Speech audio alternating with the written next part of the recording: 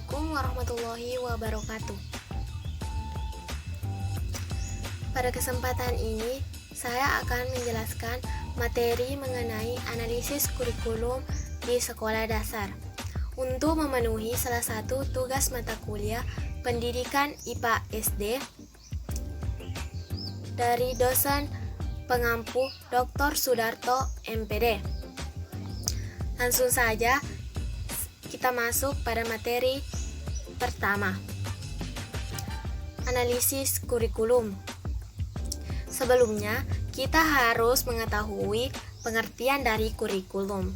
Kurikulum adalah suatu rencana yang disusun untuk melancarkan proses belajar mengajar di bawah bimbingan dan tanggung jawab sekolah atau lembaga pendidikan beserta staf pengajarnya. Ada 4 faktor penentu dalam perencanaan kurikulum, yakni faktor fisiologis, sosiologis, psikologis, dan epistemologis. Sedangkan kurikulum 2013 sebagai pengembangan dari KTSP juga mengamanatkan esensi pendekatan saintifik dalam pembelajaran. Pendekatan saintifik diyakini sebagai titisan emas perkembangan dan pengembangan sikap, keterampilan, dan pengetahuan peserta didik yang menggambarkan citra dan watak kepribadian bangsanya.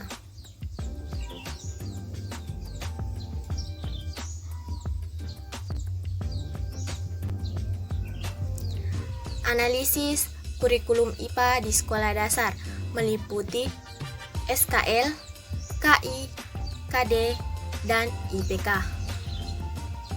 Standar kompetensi lulusan. Standar kompetensi adalah ukuran kompetensi minimal yang harus dicapai peserta didik setelah mengikuti suatu proses pengembangan atau pembelajaran pada satuan pendidikan tertentu. Sehingga standar kompetensi lulusan atau SKL dapat dikatakan sebagai kualifikasi kemampuan lulusan yang mencakup sikap, pengetahuan, dan keterampilan yang dimiliki peserta didik sesuai dengan standar nasional yang telah disepakati. Sebagaimana yang ditetapkan dengan Peraturan Menteri Pendidikan Nasional Nomor 23 Tahun 2006. Standar kompetensi lulusan digunakan sebagai pedoman penilaian dalam penentuan kelulusan peserta didik dari satuan pendidikan. SKL merupakan salah satu dari 8 standar nasional pendidikan SNP yang dikuasai siswa setelah menyelesaikan satuan pendidikan dalam SKL.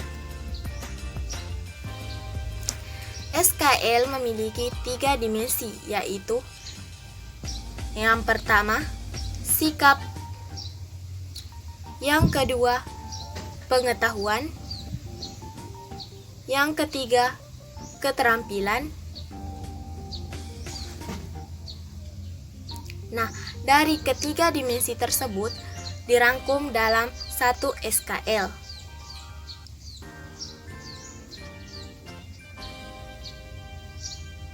Selanjutnya, fungsi standar kompetensi lulusan SKL.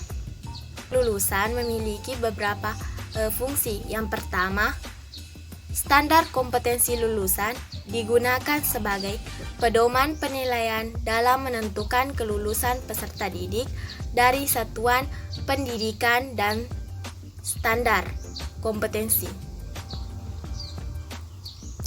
Yang kedua, standar kompetensi lulusan pada jenjang pendidikan dasar bertujuan untuk meletakkan dasar kecerdasan, pengetahuan, kepribadian, akhlak mulia, serta keterampilan untuk hidup mandiri dan mengikuti pendidikan lebih lanjut agar sesuai dengan prediksinya. Yang ketiga, standar kompetensi lulusan pada satuan pendidikan menengah umum bertujuan untuk meningkatkan kecerdasan, pengetahuan, kepribadian, akhlak mulia, serta keterampilan untuk hidup mandiri dan mengikuti pendidikan lebih lanjut. Yang keempat, standar kompetensi lulusan pada satuan pendidikan menengah kejuruan untuk meningkatkan kecerdasan, pengetahuan, kepribadian, akhlak mulia, serta keterampilan untuk hidup mandiri dan mengikuti pendidikan lebih lanjut. Contohnya seperti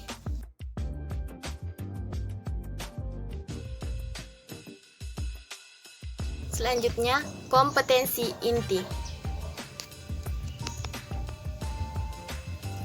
Kompetensi inti merupakan tingkat kemampuan untuk mencapai standar kompetensi lulusan atau SKL yang harus dimiliki seseorang siswa atau peserta didik. Seorang peserta didik sekolah dasar atau madrasah ibtidaiyah pada setiap tingkat kelas. Dalam kompetensi inti terdapat 4 poin yang harus dimiliki. Yang pertama, sikap spiritual. Yang kedua, sikap sosial. Yang ketiga, pengetahuan. Dan yang terakhir, keterampilan. Kompetensi dasar dirumuskan untuk mencapai kompetensi inti. Rumusan kompetensi dasar dikembangkan dengan memperhatikan karakteristik peserta didik, kemampuan awal, serta ciri-ciri dari suatu mata pelajaran. Dalam kurikulum 2013, kompetensi dasar IPA diorganisasikan ke dalam 4 kompetensi inti KI, yaitu yang pertama, berkaitan dengan sikap diri terhadap Tuhan Yang Maha Esa. 2. Berkaitan dengan karakter diri dan sikap sosial. 3. Berisi tentang pengetahuan terhadap materi ajar. 4. Berisi tentang penyajian pengetahuan. Contohnya,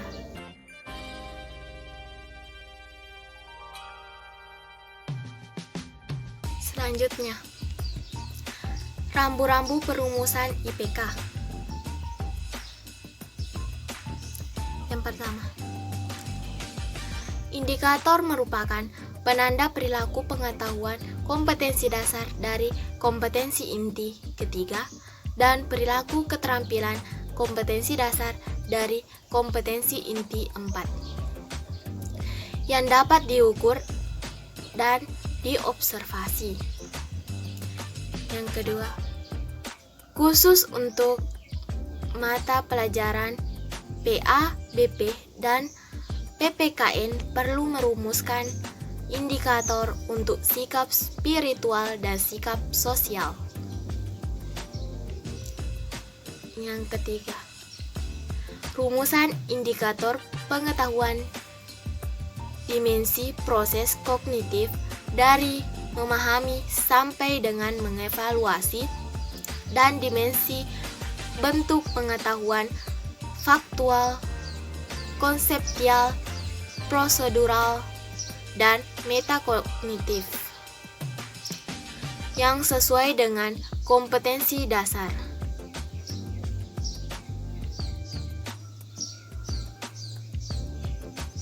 Yang keempat, rumusan indikator keterampilan sesuai dengan bentuk dan gradasi kompetensi dasar keterampilan.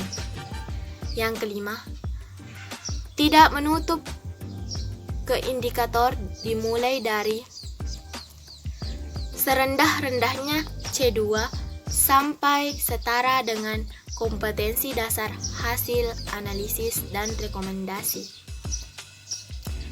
Selanjutnya, langkah-langkah merumuskan IPK. A.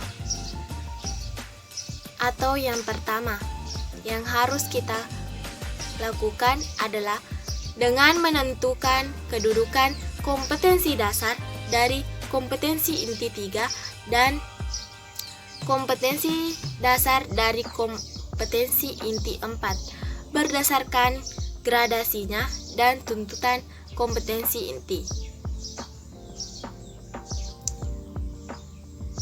Yang kedua, tentukan dimensi pengetahuan, faktual, konseptual, prosedural, atau metakognitif. Yang ketiga, tentukan bentuk keterampilan abstrak atau konkret. Yang keempat, keterampilan konkret pada kelas 10 cenderung menggunakan kata kerja operasional sampai tingkat membiasakan atau memanipulasi. Untuk kelas 11 pada tingkat mahir atau presisi, dan untuk kelas 12 sampai minimal pada tingkat presisi hingga gerakan alami atau artikulasi.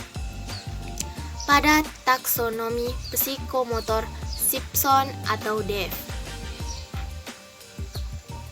Yang kelima, rumusan IPK pada setiap KD dari kompetensi 3 dan pada KD dari kompetensi inti 4 minimal memiliki 2 indikator.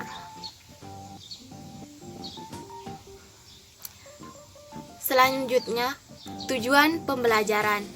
Tujuan pembelajaran adalah rumusan hasil belajar atau tingkah laku behavior yang harus dicapai oleh peserta didik sesuai dengan kompetensi dasar yang dipelajari. Tujuan pembelajaran dapat digunakan sebagai tolak ukur sebagai setiap sintaks atau langkah model pembelajaran pada kegiatan inti setiap kegiatan pembelajaran, menggambarkan proses dan hasil pembelajaran.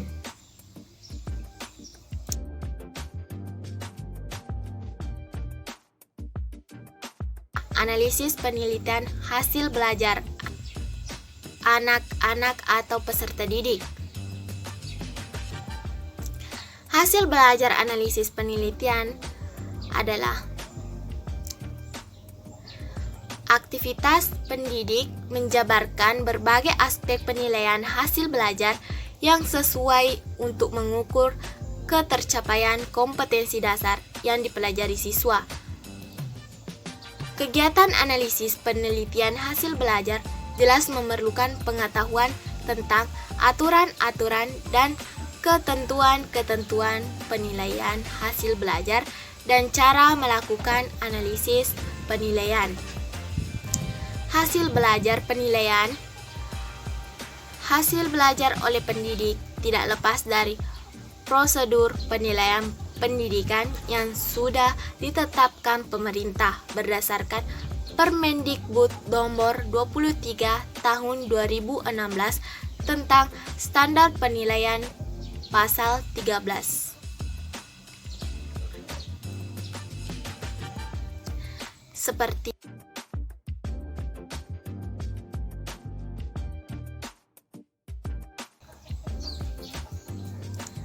Nah, itulah penyampaian materi mengenai analisis kurikulum yang sempat saya bahas. Sekian penjelasan materi dari saya. Lebih dan kurangnya mohon dimaafkan. Wabillahi taufiq wal hidayah. Wassalamualaikum warahmatullahi wabarakatuh.